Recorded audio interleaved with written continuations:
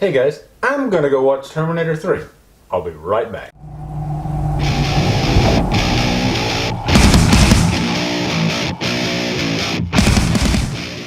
Your levity is good.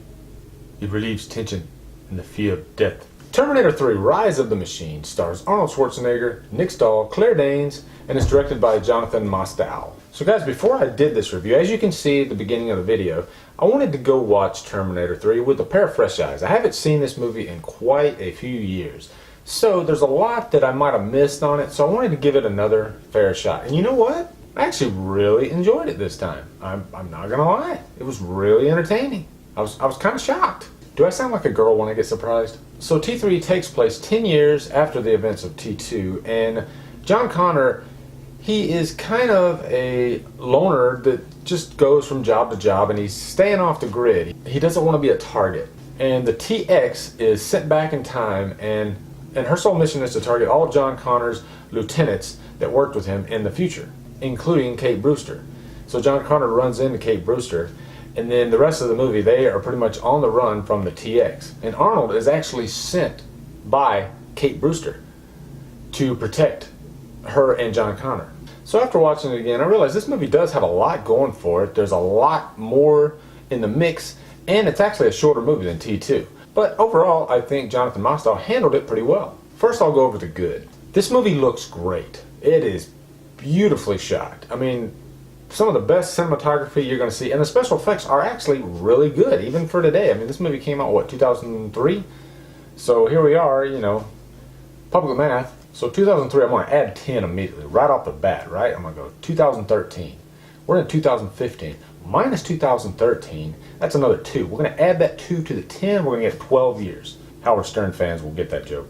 And there are some plot twists in this movie, and I don't like spoiling reviews, so I'm not going to tell you what the plot twists are, but I will say they have to do with the Terminator, with Arnold, and his motivations and his mission throughout the movie. And things might change, things might not change, who knows, but it's really interesting along the way. And also, speaking of Arnold, boy, Arnold really just owns this Terminator role, and I forgot how great he is in this role until I watched T3. The guy just loves the role, and you know what? He might be his funniest in T3 more than the rest of the movies. There are a lot of scenes where I was laughing out loud. Also, Claire Danes and Nick Stahl. You know what? They have great chemistry together, and they're really, really good actors, especially Claire Danes. And it really kind of upsets me that they didn't go back and use them for Terminator Salvation, because the same characters are in Terminator Salvation.